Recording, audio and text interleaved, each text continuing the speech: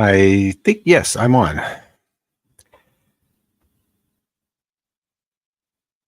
We're on a little bit early because I started the pre-roll early. Um, Boy, lots of things are going on with this channel. It's been busy, busy, busy. I've been working all week, of course, on the latest show, which, of course, will premiere tomorrow night at 6 p.m. And we'll see you all there as usual. And Casey Claire is pretty amazing what she does with the crystals and the images she's been able to get through them of beings, of all types of different beings. She tells her whole story, and it was a lot of work to add visuals to and show some of the things she was describing that she was describing from memory. And that took a lot of work. They all do, because I really want to try to make them the best I can under the circumstances. Also, just today, I was contacted by a gentleman that came through Bob Solis, Robert Solis. Some of you will know him as, we know him affectionately as Bob. Put me in contact with Native American indigenous people and tribal elders I'll be talking to soon, who have a very important message that relates to this. And this was spawned by the fact that of what's going on with Gersh and Congress and the Senate hearings and congressional hearings. And Arrow, Yes, arrow.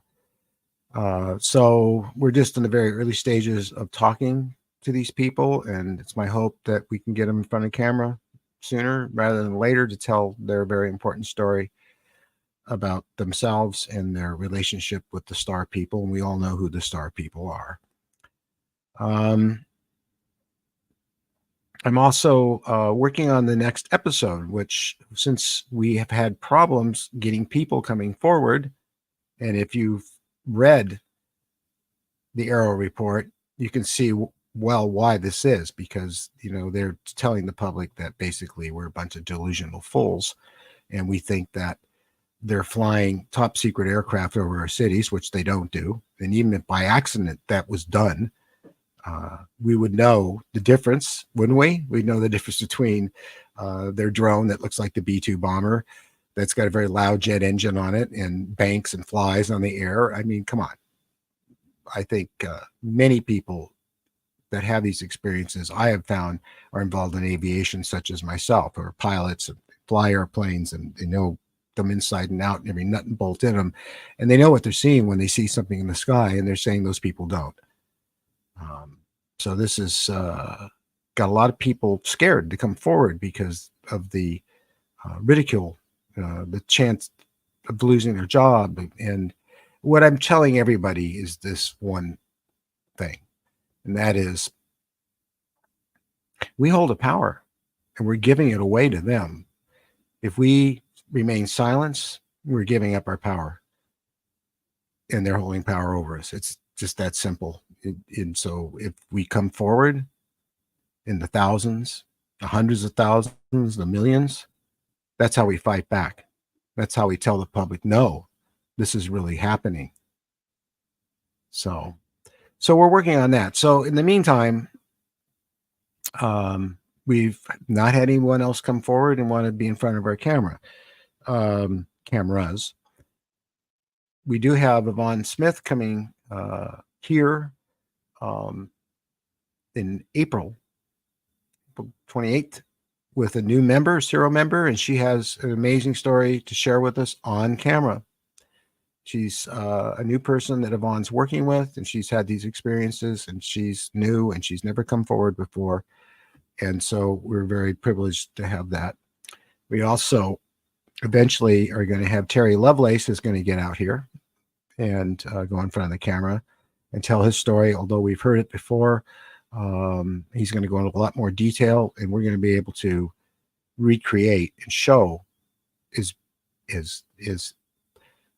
accurately as possible by working with him very closely what type of craft he saw, its dimensions, the effects that had, what he saw as the beam came down, and all that stuff, and when he was camping. So we have that going on too. But in the meantime, you know who's going to go back in front of the camera, and I'm going to tell you one of my stories from my book, the book that probably a lot of you don't even know exists because I failed to talk about it. You know about the movie, but something is there. But you probably didn't realize that I also wrote a book by the same title, and that's been on Amazon since 2018. It's done pretty well, although if you sell books through Amazon, you basically don't make any money. And that's okay, because plenty of people have read the book, and most of them read it through Kindle, and we got a lot of nice emails about it. That book's going to get re-edited and more material added to it because lots happened since then, and that's going to be re-released, but not through Amazon. So more on that later. But what I am going to do is I've been going to the book, and so next week's show is going to be based on one of the things that happened to me when I was staying with my grandmother and grandfather in Marin County, because back in those days it was very, very much in the boonies out there. And a lot of amazing things went on, and I'm going to talk about that. So that will be next week's show, not unless a miracle happens and someone comes forward by tomorrow or even at the latest Monday, because I need at least a week to cut one of these together and do the effects for it. So that's what's going on. I don't think I left anything out. Did I, Mary? I guess I didn't. So we have Jason Martell, my old friend, and it's amazing. Jason, I believe Jason called me up. We're going to talk about this in a minute, but he called me up one day and he had seen my work and he wanted to help me with a website. He wanted to build a website for me. And this was 1990, and I think he was about 18 years old. And he was already well into this and well versed at it and well read about it. And he built me my very first website. And I'm always grateful for him doing that because it was a great site and it got me in a lot of trouble. So without further ado, let me bring on Jason Martell. Jason, welcome. Hey, Steve. Thanks for Long time no see. Yes, sir. I mean, we talked on the phone and stuff, but I haven't seen you in quite a while. It's been time. Time does seem to fly, doesn't it? Well, we've all been busy. Yes. Yes, and we you're have. super passionate about what you do, and I'm super passionate about what I do, and a lot of it's the same thing that we're both doing. So yes, sir. That's how you've had your face plastered all over the airwaves. You've been on Ancient Astronauts and Ancient, what's the other one? Ancient Aliens. Ancient Aliens and Ancient Astronauts. Correct. Yes. So a lot of you will recognize this pretty face. So tell us about all that. I mean, you started back. Was I correct? You were about 18 years old when we first met. Pretty close. I think when I met you, I was still in college, and so I must have been somewhere between, let's say, 22 to 25. I was very much interested in computers and information like that. And so I'll give you kind of the Cliff Notes story as to how. Yeah. It was 1990 when you called me. What was that? It was 1990 when you called me. 1990. That sounds like, I'm not sure if it was, I feel like it was a little bit later than that. Yeah. Well, maybe it was. I mean, yeah, probably like 96, 97, something like that. But again, I mean, we're talking like close to 30 years here. So, yeah, if we miss a year or two here, it's okay as far as the date. Yeah. But, the way I remember it, Steve, is essentially what was happening in my personal life is I was attending school as a college student in San Diego, and I had become aware through some friends that NASA potentially had taken pictures of a face in pyramids on Mars. And initially hearing this, I was like, there's no way that's possible. Why would they tell the public? And mind you, this is pre-internet. I think they were like, the way I could access the internet was like they had just turned it on, and I was using like Telnet and Pine and these very basic applications to access like just data, not even images. You know what I mean? So when I first got into this stuff, there were two things happening. One, there was a duality here. One was I was compelled by this information and started to want to learn things. And I found a way to access NASA websites using this very primitive internet. And so I learned, I think it was like using Netscape Navigator, and it had some program to allow you to create. Netscape Navigator. Yeah, yeah. I forgot about that until now. I mean, yeah, right. It was like back in that day, So I learned how to create like a web page where I could store links and then eventually images. And so all of this stuff that I was finding on the very rudimentary internet back then, I was also basically doing very rudimentary information architecture around these topics, so that when I would engage with someone, hey, have you heard about the face on Mars? Did you know there were pyramids? People would be like, what are you talking about? I could at least have a data set available to show them from credible sources. Like, look, I'm pulling these images from NASA archives, So at the time, no one cared and no one was really interested. But I became very fascinated in these topics. And I found out that the principal photographer, like taking most of the pictures on the surface and on the landers, was a company called Malin Space Science Systems, which was also located in San Diego, where I was going to college. So after several exchanges, I finally got a hold of Dr. Mike Malin, and he explained to me that no, the pyramids in the face are all non-terrestrial in nature. extraterrestrial or us, none, were involved. It was basically sand and weather erosion, and like that's what Mm. you're seeing, and that just made my eyebrows raise higher, because Steve, I was able to find several peer level review scientists with PhD credentials and looking at satellite telemetry. One of them, you might even remember his name, his name is Dr. Mark Carlotto. And he created a very nice book of his research where he created essentially mathematical algorithms to dissect satellite telemetry and look for artificial objects. So in his book, he's got all these analyses where he shows satellite telemetry of Russia, right? And it's like, tanks and maybe some troops. And when he runs his algorithm, they get, probability hits of artificiality. And so when he runs it over Cydonia, face, pyramids, they all get like 98% probability to be artificial, right? So actual science saying like, Right. hello, Sure. right? NASA never cared about any of that. And I think, just to sum it up, that's what really set me off and going, wow, I'm grounded in this stuff. I'm trying to find stuff on Mars, and there's things all over our own planet. Yeah. And that's where it kind of just set off. Wow. And then you and I, like, I have to jog my memory, right? But in my journey, trying to understand the UFO space, I don't know how, just instinctively, I was like, you know what? I need to reach out to these people that I feel compelled, connected, and see how can I get access to their circle. And the only way I could do that, the only thing I could offer at 25 was, let me go to a rad website. None of us knew how to build websites back then. Yeah, that was, we had a lot of fun. Yeah, I mean, back in those days, you had to use all kinds of code-oriented software to make a website. So it's not like it is today.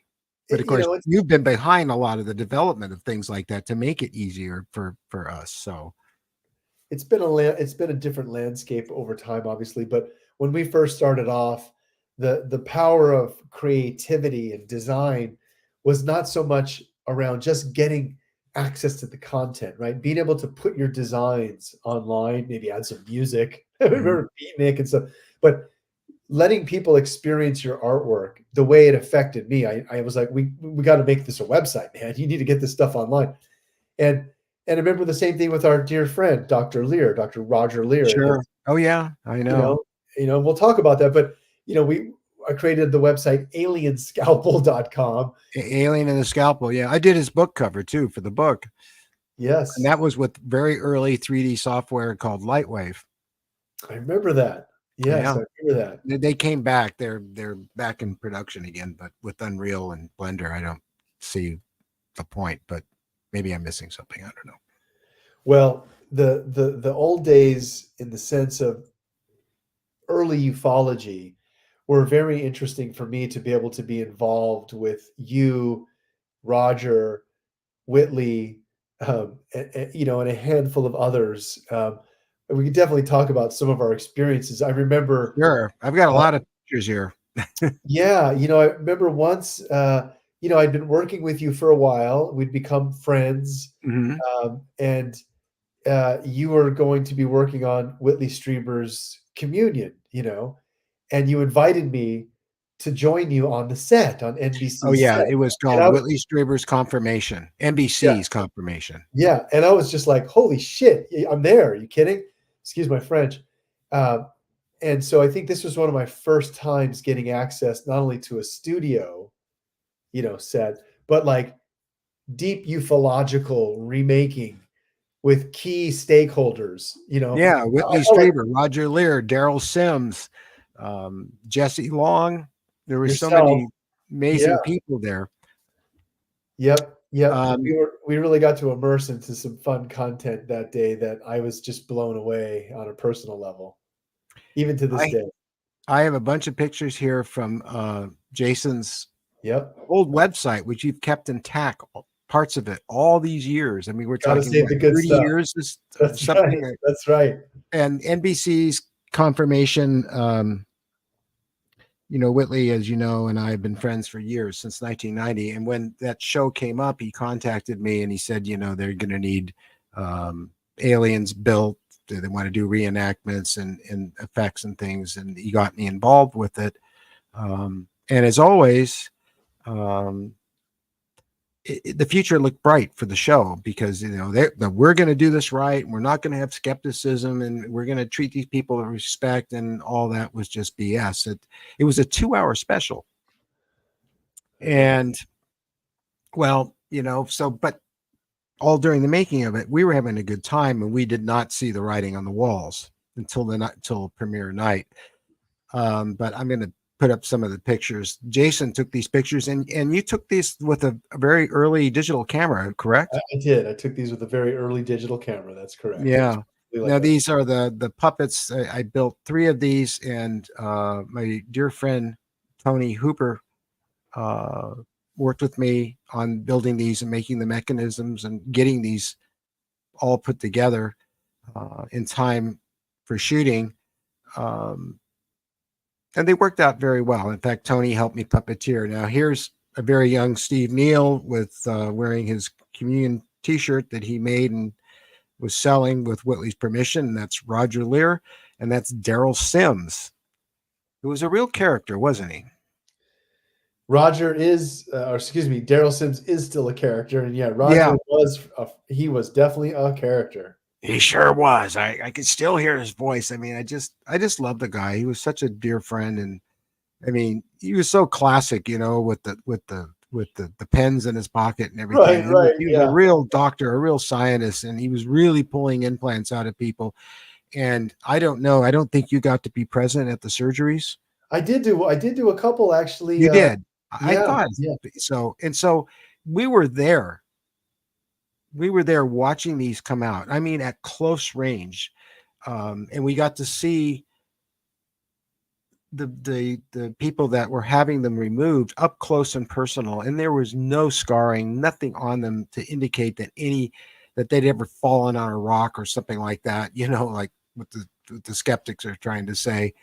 And they were cutting them open and pulling these things out, and they were very unusual, and they had very unusual properties. And Roger did some great work with it. So did Daryl.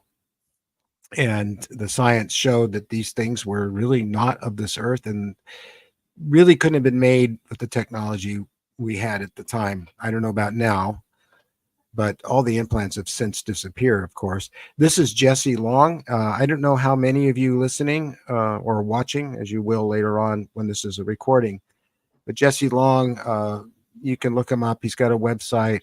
Jesse was in a Bonds group, and he was on TV a lot, just like I was, talking about his experiences. But Jesse was an amazing guy, a good friend, and he's the one that had the very crystalline shaped implant removed from his knee, the one that I think NASA got hold of. Their laboratories, they did tests on it, and of course they broke it. They put a lot of voltage through it. I mean, they knew. Of course, he's standing with one of our puppets, so you can see there was nothing from the waist down, because they were never going to be seen any more than that. This is a bedroom scene. You can see me standing in the background behind one of the puppets. And, these are really the only pictures there are.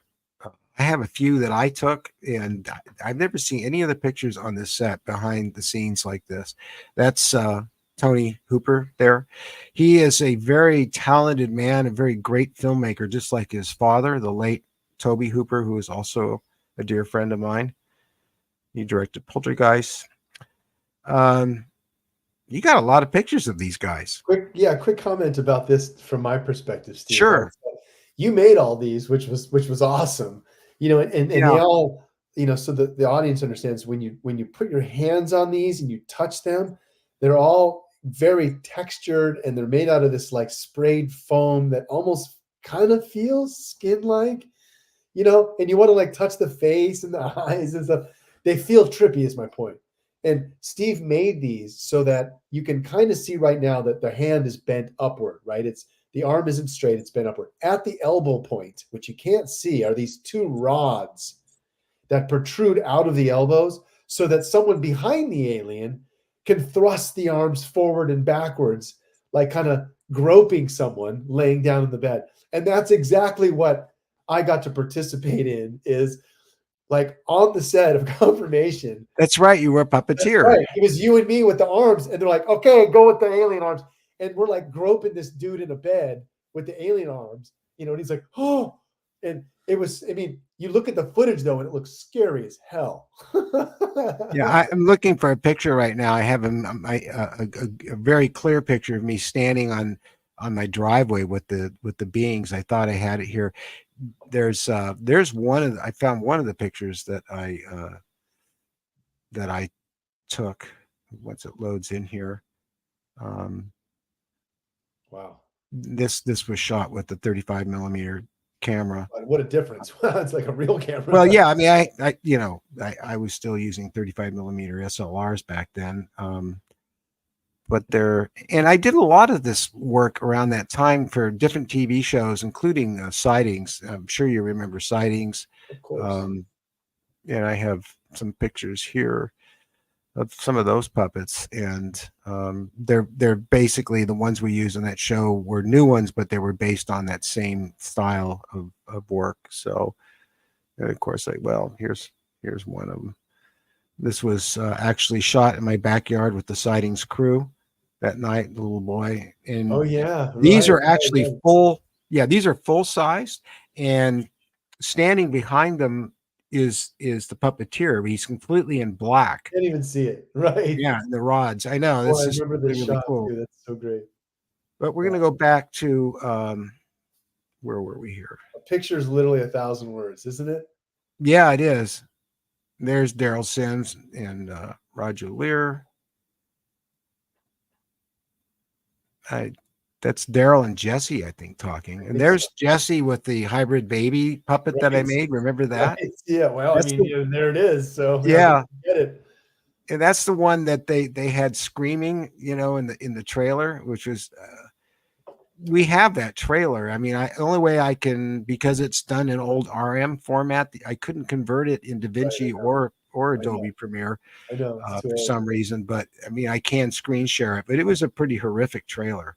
Look at this. You can see the arms, the things, the pole sticking out of the arm there, so you can move. Where? Oh, we here. Yeah. Right? Sure. Now I have a really clear picture of that somewhere, but it's not on this. This is my fancy laptop, and it's not on there. So that's Tony Hooper and Jesse, and here you are. There's me.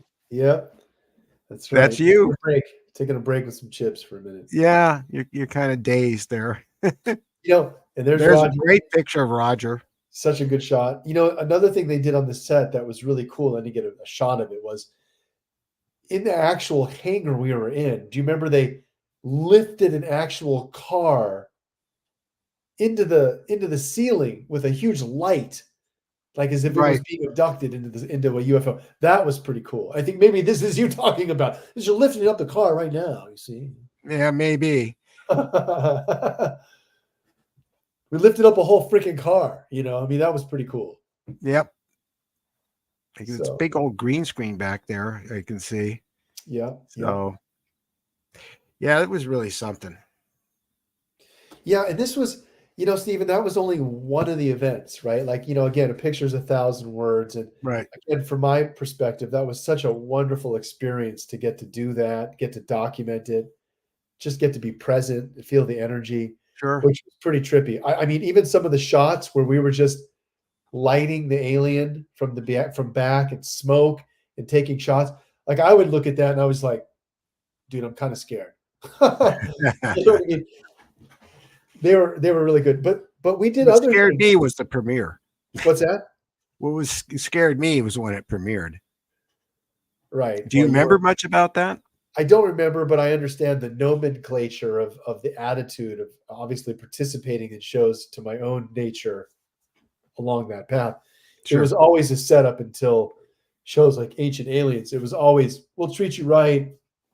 We can talk about that stuff, but, really using some of our time tonight to focus on what you and I went through, I think, in these initial years. Sure. Another time I remember we were on the set with, um, which again, kind of trippy. It's like real world here, folks. I got a call from you and I think Jeff Rentz that we're going to be working Oh, on yeah. night work. Remember, I Sure. show up at this house and like, hi, oh, I was there with Barry Conrad, Right. photographer, Sure. but he was there with Dr. Barry Taft, who was the Right. actual researcher on the From the Exorcist entity. case, or the entity. Was it the Yeah. entity or the Exorcist? Yeah. He was the doctor that investigated that case, and that's what the film was based off of, Was it the loosely. entity or the Exorcist? Hmm? Was it entity or It was Exorcist? the entity. Yeah. Okay, I Yeah. think I got confused. Well, he did a lot of other investigations too, and ran into the same roadblocks that we run into with UFOs. Well, And like it or not, the two subject matters are closely related. yeah. I mean, I remember that day we were doing on-set filming, and it was some crazy stuff of like a mom and her daughter in a bedroom scene, and they start screaming and such. And then you do your CGI pass, adding Right. like why they're screaming, Right. seeing these creatures coming in the room and stuff. Uh, but that experience of just being on the set and filming these things, and it's a coordinated effort from like multiple people and with extensive backgrounds participating. I was just walking around going, holy shit, this is trippy. It was a lot of fun though. It was really a lot of Barry fun. Conrad is still at it. He was over here last year um, with his girlfriend, who has all kinds of paranormal experiences, and he shot an interview with me looking at the footage he has shot, showing orbs and spirits and all kinds of other really strange stuff, Oh uh, yeah. Oh yeah. striking stuff. He's still at it. Yeah, I did his same thing here, Steve, right? I, Right. I did Barry's website, Yeah, barcon.com Barcon. Yeah, or something, and all that footage of the little orbs going in and out of people, and like people getting choked on camera by sure. something, and that stuff scared the plasma dripping Yeah. out, scared No, the he crap gets out of me. he gets the real stuff on film, and it's funny. Today, people look at it and go, "Well, my kid can do that with Photoshop." Well, first of all, Photoshop is not how you do that. You'd have to use another program and then cut it together in Adobe Premiere or DaVinci or something like that. But that's besides the point. The point is a lot of that stuff when he shot that stuff was in the late '80s and early '90s, and we simply did not have the capability uh, to do that, to fake things like that. And when he shot that woman in Long Beach, they did the interview with her because her house was hideously haunted, and that's where the Right. guy was got hung.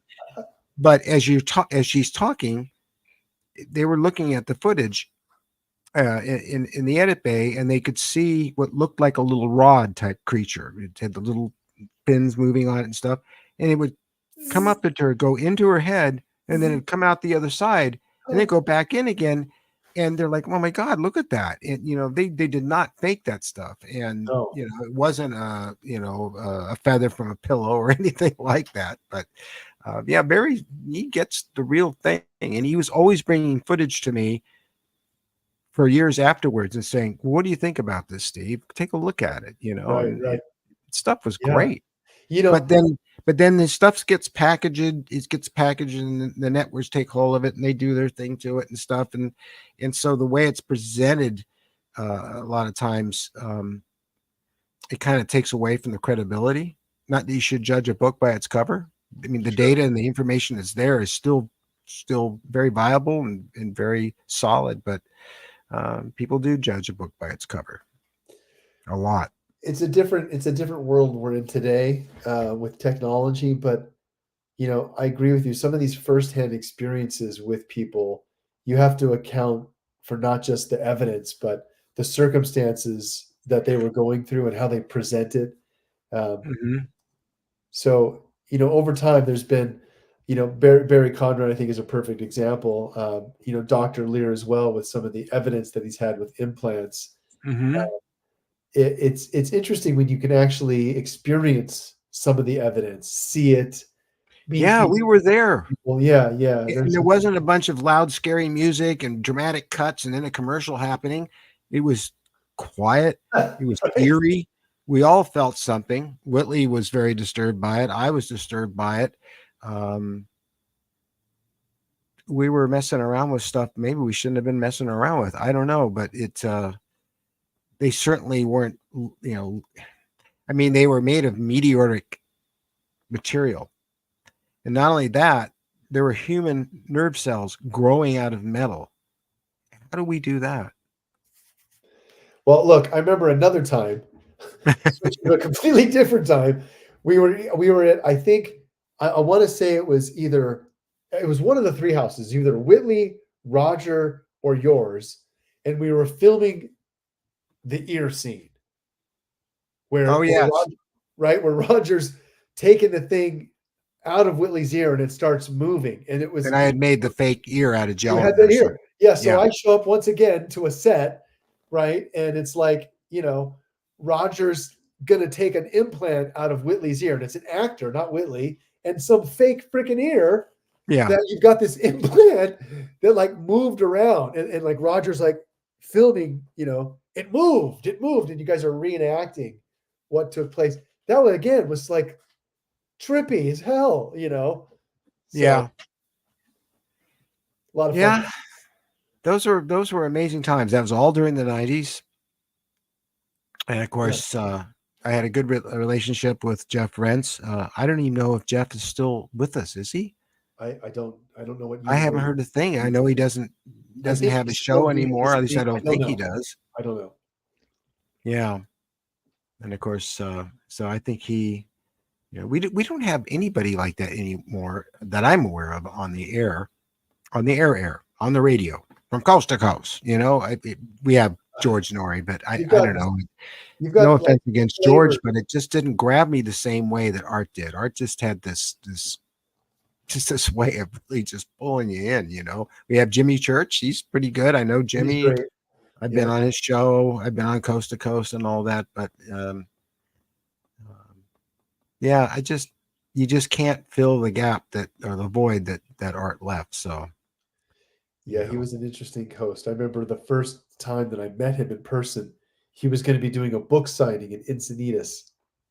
Oh Since I yeah, lived in San Diego, I at that point was not really a known researcher. I was at the point where, um, and this is like levels to it, right? So it's commitment. So my relationship with Art Bell was he would have people on the air that I would spend an hour on the freaking hotline or call now on the whatever line. You know what I right. mean? And then I would wait to get my damn question, and I would get a hold of for 2 minutes on the air with someone like Dr. Zahi Hawass. He's like, "Show me the evidence. I want to see some type of evidence that there's artificial pyramids on Mars."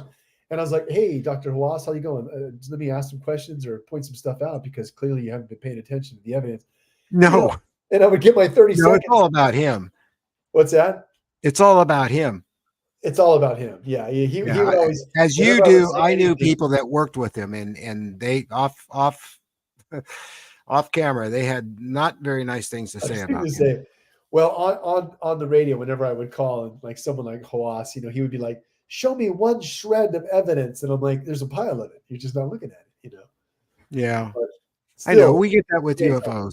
We get that with UFOs just as a starting point all the time. And and I talked about this today, and Mary's hearing me like a broken record, but um, whenever somebody says that to me, it's like I always want to ask them, have you looked at the stars? When's the last time you looked at the stars at night? Just gone out and sat under them, looked. And a lot of times they'll just tell you, well, I don't have time for that, or I don't know, or I don't care. Because really, anyone who goes out, especially now, and sits out in their backyard, and it doesn't have to be super dark sky. You can be in the city, but it helps if you're out in darker skies like we are here in Ventura. Um, you will see things that you can't explain if Yep. you're really paying attention. Everything from large triangles flying over that so many people think are aircraft. I think you're giving uh, the Planet of the Apes far too much credit for being able to develop something like that, in my personal opinion, because I've seen the triangles big and close up, and I know my aircraft. And if it was really a top secret aircraft, why the hell would they be flying it over us? I know there are people who think, well, because they want us to think they're aliens and they have an agenda and stuff. Well, maybe, but when it really just comes down to aircraft and knowing the aircraft industry as I do, I really don't think we have something on that level.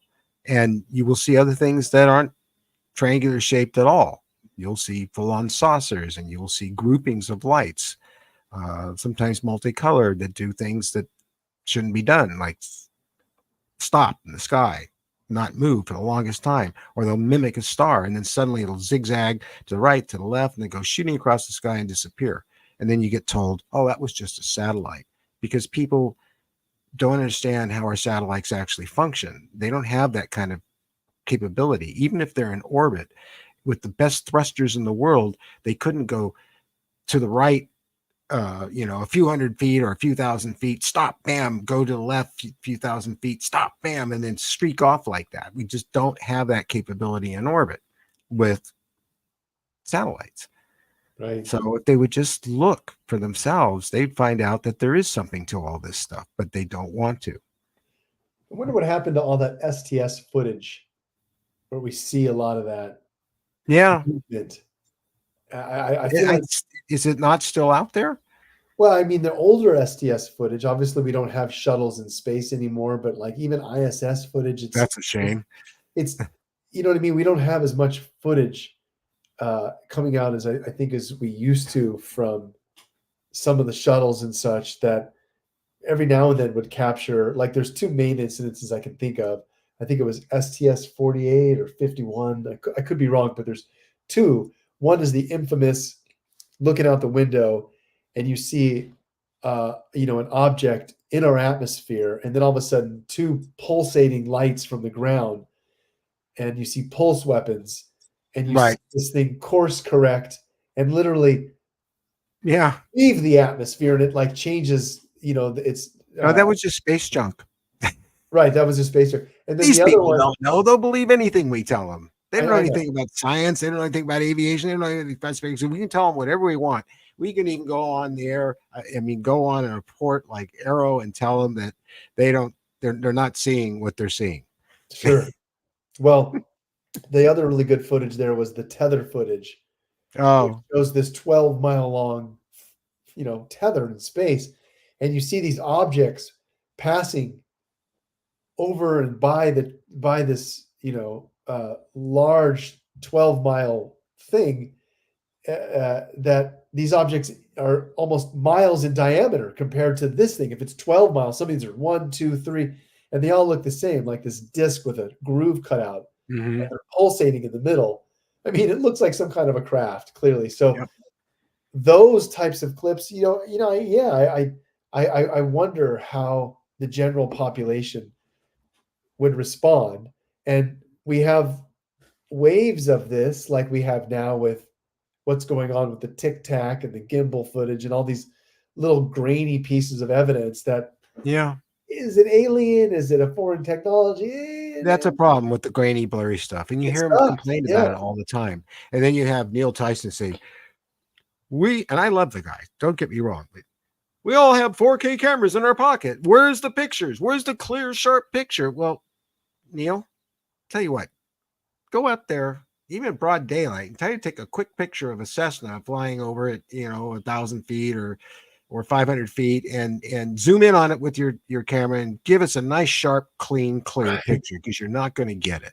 Nope. It is very difficult, not unless it's 50 feet away from you and stop dead on your lawn with its landing gear out. Are you going to get a clean, clear shot? And that rarely happens.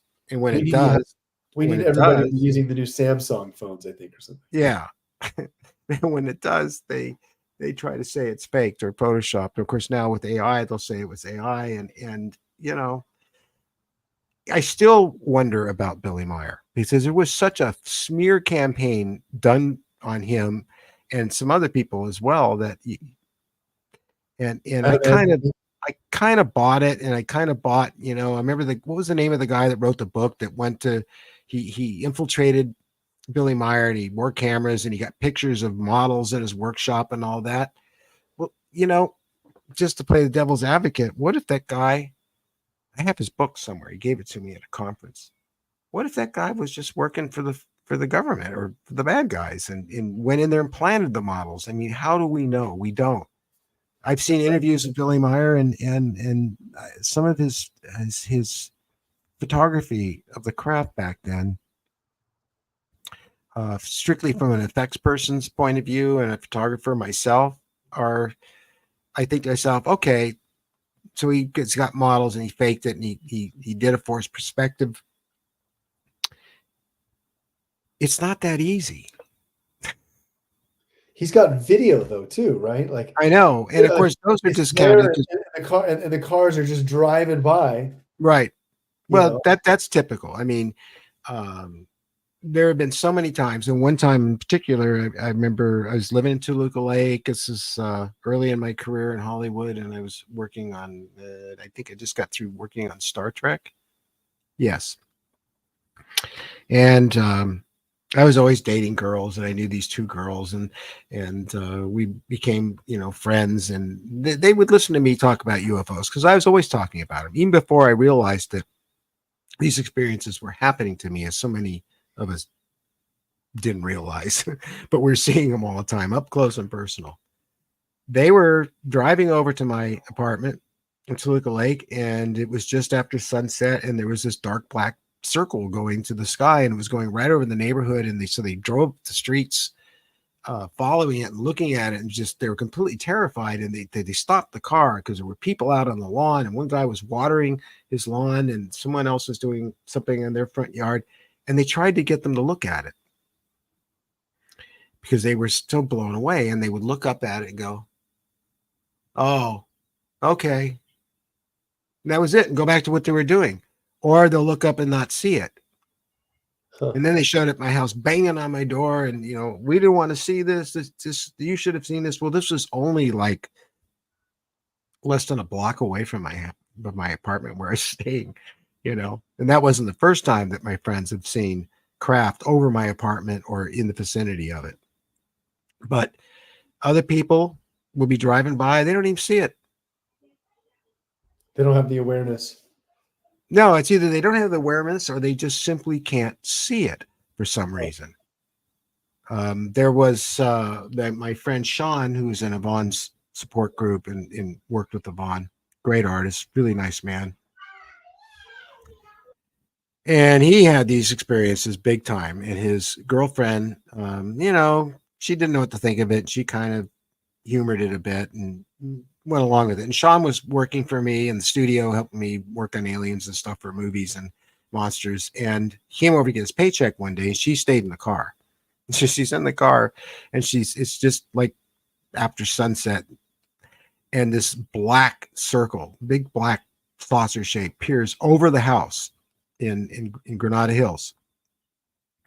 It completely freaked her out. She came in, banged on the shop door, came in, sat down. She was white and said, I didn't know what to think about you guys. And I don't believe what I just saw. And of course, Sean, what would you see, honey? And she described it, but there were plenty of other people in the neighborhood and they never saw it. So. Wow, that's interesting, man. Well, I got a million of them. Yeah. I definitely remember a lot of the stories when you and I worked together, and it's hard. I give the reference for people sometimes to understand this context. It's kind of like a thunder shower. If you'd never experienced rain, lightning, and thunder, and I came to you and I said, I just walked outside and had this experience, all this water and sound and light. You can't have a context until you experience it. And so yourself. Right. It's the same thing with, paranormal stuff. I, even to this day, have yet to have like a uphand close experience other than seeing stuff flying around. Right. So you have seen that. Yeah. Well, I've seen stuff like when we've been in contact in the desert. We had some stuff happen year after year. I also own third military grade 3 night vision goggles, and so I actually do look at the sky for We some have a time. star scope. So you never know what you're going to see, but it's hard to give things context without having a physical experience with it. Right. I just need to spend the night at our place sometime. Oh gosh, well, There's actually an event that's going to happen. I just got asked to speak at it today. That's going to happen out in Santa Paula. That is at this tavern that's very, very haunted. And Yvonne's going to be there and a few other people. And uh, maybe if you have the time, you can come to that because that place is definitely thick with paranormal. So interesting. you'd probably enjoy it.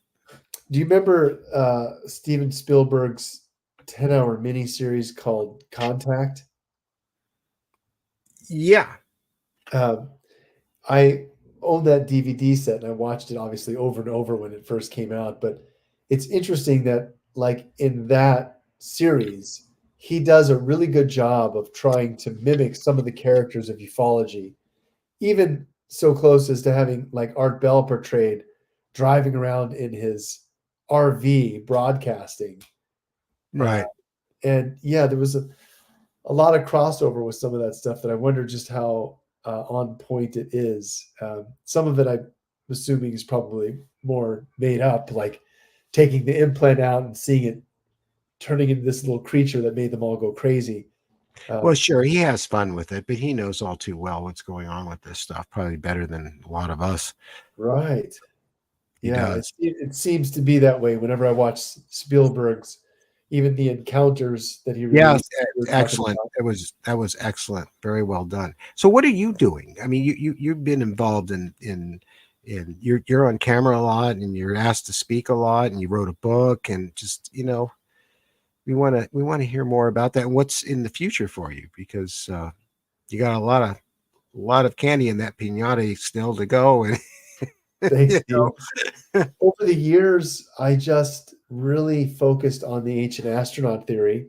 And, Mhm. I got the privilege of doing several on camera experiments. And so I kind of Mhm. became more of like the ancient technological arm for the History Channel on ancient Right. aliens. I did a recreation of the Baghdad battery. Mhm. Um, Oh, yeah, I and remember that. yeah, tested Yeah, that with I a watched that voltmeter. stuff.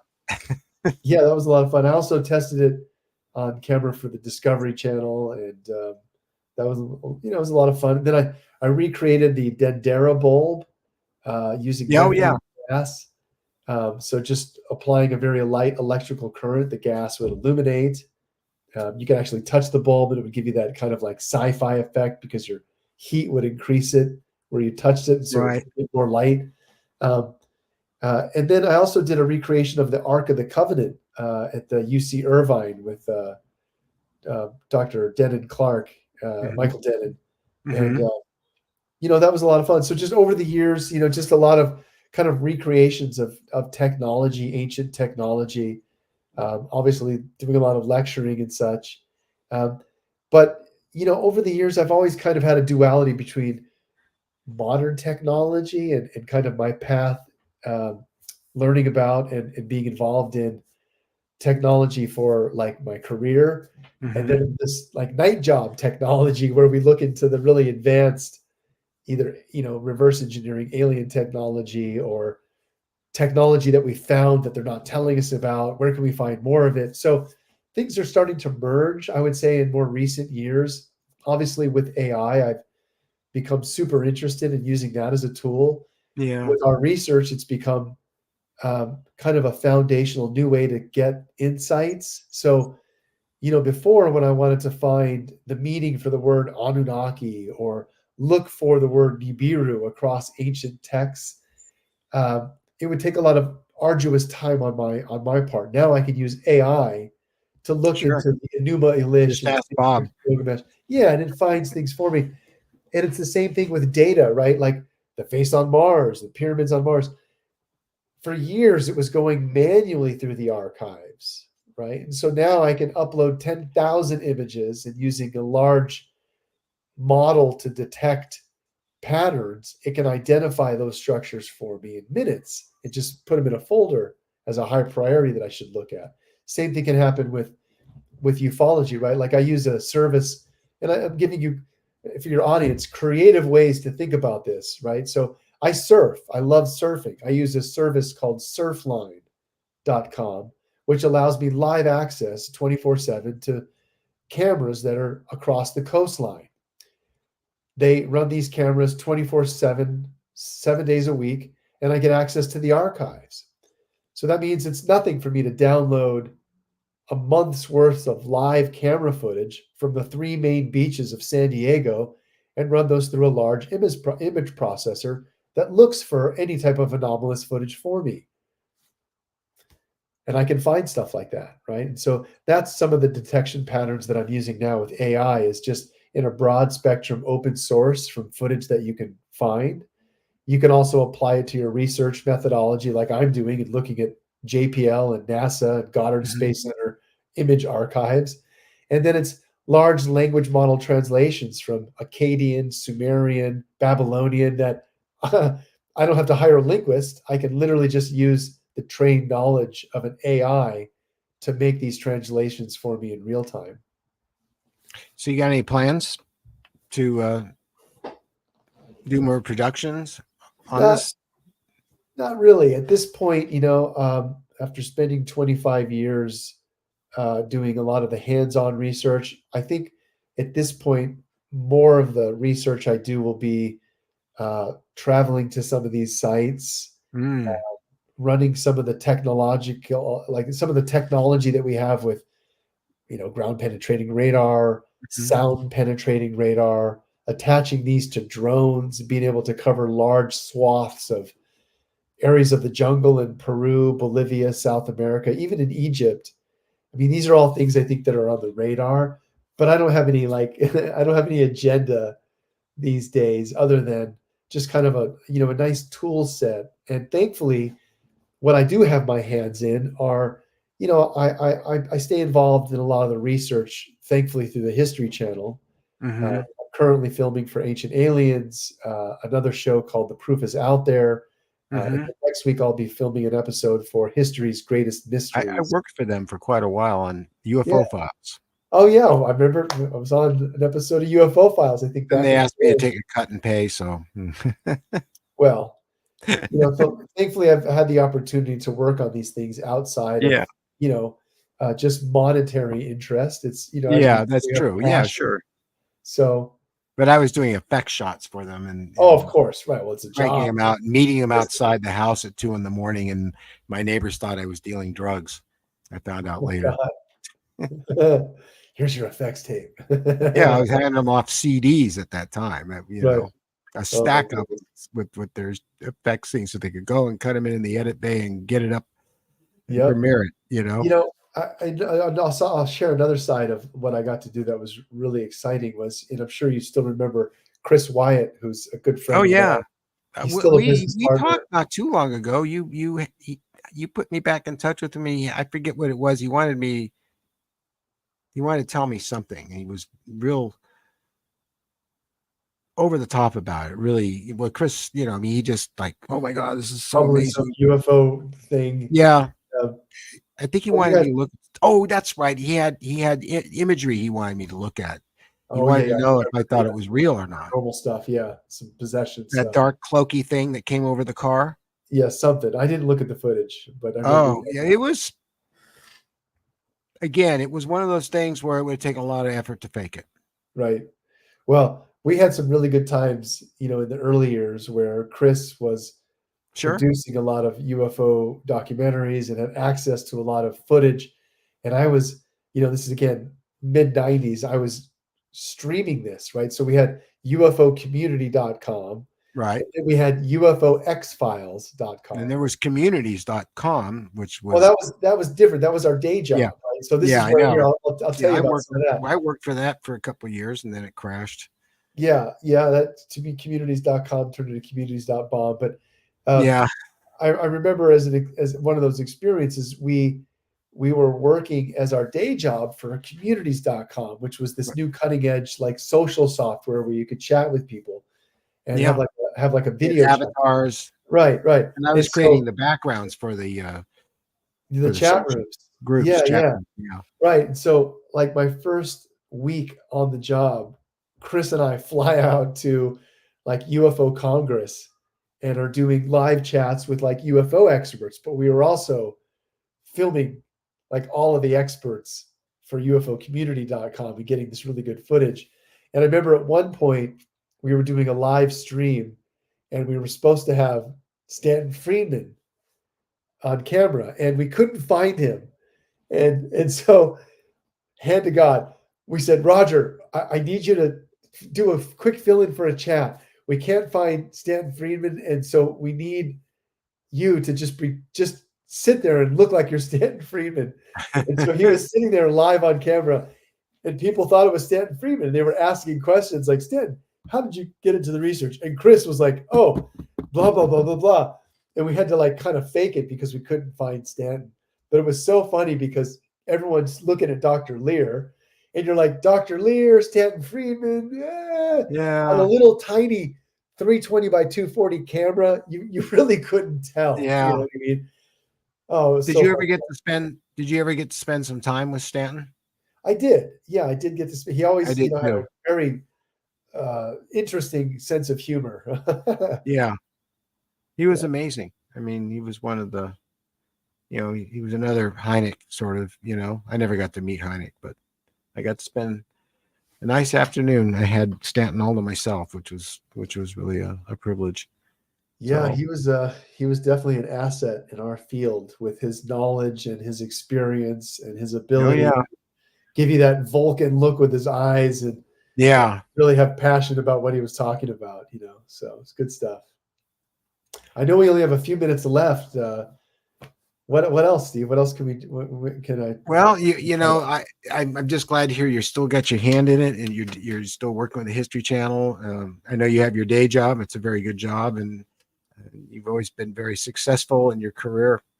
Um, One thing I always like to mention to people involved in technology, and I myself am, I'm a user of it, and I don't care what software you throw at me for visual effects or editing or anything has to do with film production. I can Right, figure it out without a manual in right, less than a day, right? So I've always been good that way. But I always think about our technology. I think about how for like 2,000 years or more, nothing ever changed. We had horses, we had oil lamps, we had no electricity or anything. And somewhere around 150 years ago, we went from horse and buggy, oil lamps to today. And where I understand some of it, I understand how we came out with the internal combustion engine and all this stuff. It's the electronic stuff that fascinates me because when I look at the timeline,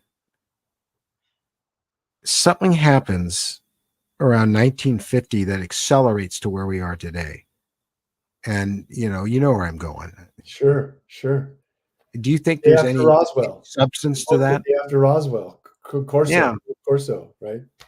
yeah, On his deathbed, wrote the book basically saying that like a lot of that stuff, you know, the kicker that I trip out on was what he said is the ship was a time machine, and we kept learning about fiber optics and night vision and electronics and would send it back so that when they would discover it again, they could learn faster. They did that 4 or 5 times. That's pretty trippy. That's hard to yeah, get, yeah. And I mean, this is a guy that had one of the highest security clearances you can get. right? And there's been a lot of other whistleblowers like him, and they're always discounted. Well, they need to write a nice fat book like he did and Hmm. actually have, you know, good stories and evidence because yeah, a lot of the track records that we see over time are these task force, you know, Project Blue Book, Project Grudge, Condon Report, now Right, latest things like right. ATIP. They all have the best interests, I'm sure, but they're not fully informed and are not being told the full scope of what's going on. So they don't really give the audience, you know, the public a true answer. So at the end of all of the hoopla, all the congressional hearings, all of the testimony, all of the clearances that you have, what comes out of it? It's not aliens. It's something that we haven't identified yet. It never goes anywhere. So Yeah, it doesn't. Well, that's what we're trying to do, Jason. We're trying to get it to go somewhere. And that's good. we left it up to them, nothing would ever come of it. So Nope. that's why we're breaking the silence, or at least we're You're doing a trying great to. job, Steve. This is great. I know. Oh, well, I went dark for a long time because of Jilly and her wanting me to quit, Um, Times but have changed. yeah, well, it was just terrific to connect up with you again and have you on the show. And I really hope we can get together in person sometime. There's Count on it. Mary and I have been discussing today. We were talking about putting on a breaking the silence con There you go. and having it up here. We can find a good place to do it, and getting as much of the community together at it and having some speakers there. And doing that because it helps, Yeah, it well, I'd really love to come up does. and see you. Just to, Yeah, you've never been up. I'm always Where are willing you now? Are you to in just. LA or are you down in San Diego or I'm right in between those two. I'm in Orange County. you're in Orange County? Yeah, Yes. you are. That is in between. Right. I'll be Right. darned. Yep. So yeah, you ever thinking about going back to San Diego? Uh, It's so we're nice. we're considering perhaps getting a home there at some point, or maybe somewhere else in the desert. So we really The like desert. Orange County. Yeah, yeah. We really love Orange County, though. It's kind of a great in between for. Yeah. There's a lot of the UFO community is down in the San Diego area. I was surprised. So Oh yeah, yeah. There's yeah, it's become kind of a hotbed down there. So just a lot of the activity going off the coastline that's being reported finally. So that area in between Catalina's has always been a yeah. hotbed of sightings. Well, right here off of Point Magoo that's where we're really close to, and there's so much activity in the sky here. Um, the neighbors on next door are getting amazing stuff on their cell phones, and they're not interested in UFOs at all, but they're seeing these things and they're getting them on their cell phones.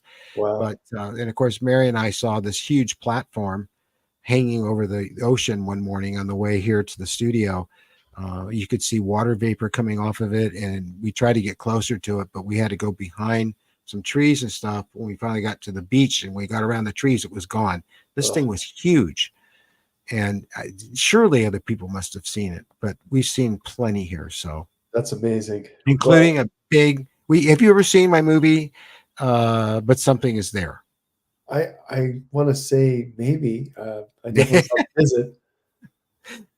You should watch it because the ending. Well, I think that's something new I haven't seen actually. No, no. No, it's a film about my experiences. It's a film, not a documentary. Whitley starts it off talking to the audience. Yvonne's in it, playing herself. It is a very elaborate production. We really went all out when we did it. Oh, nice. But at the very end, I was on the phone, and we'll close this here with Whitley because I didn't like the ending I had for the film, and I'm standing there in the backyard of our condo, and I'm kind of looking around while I'm on the phone, and I see this whitish thing. I thought it was like a bird, a seagull, or an owl flying towards me, and the city lights were casting up on its belly, and then it kind of rippled, and as it got closer, it was this enormous triangle, and it was completely silent.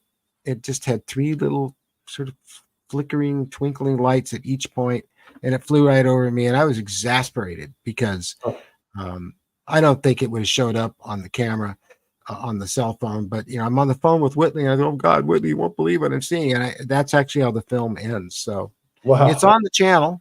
And it's under our movies. I'll have to check I've that done out. 3 films about the subject matter, and we're about to shoot another one. I'm just finalizing the script now. It's called The Double Slit Experiment. So, and we just keep making films because That's we have great. all the equipment and all the ability to do it. So we don't really have to spend a lot of money on production, although it'd be nice to have a budget one day. But we managed to do a good film anyway. So Well, you should keep check up it the out. great work. Just I watch the definitely will first check one. it out. Yeah, I'll Yeah, check I it know out. you'll like it. And there's some Easter eggs in there that you'll appreciate. So Nice. Well, look, stay in touch. I miss you. You got it, buddy. And thanks so much for coming on the show. It's my pleasure, man. We'll talk soon. Okay, we'll talk to you all very soon. Thank you for being on the show tonight and for supporting Breaking the Silence. And we'll see you next Friday for some more fun. And don't forget, tomorrow night, 6 p.m., is our latest filmed episode of Breaking the Silence with our latest guest, Casey Clare. And we'll see you then. Bye-bye.